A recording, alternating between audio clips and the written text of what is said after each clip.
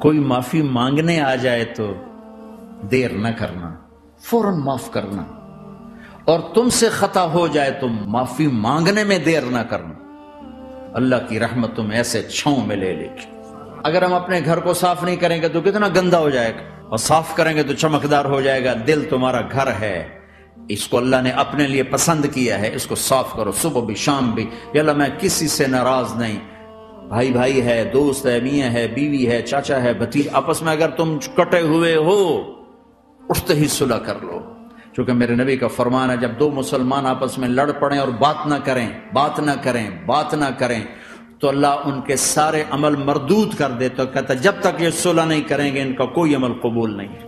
تو اپنے دل پہ پتھر رکھو، معاف کرو، خود جا کے معافی مانگ لو، چاہے جتنا اس میں تمہیں زور لگانا پڑے مانگو۔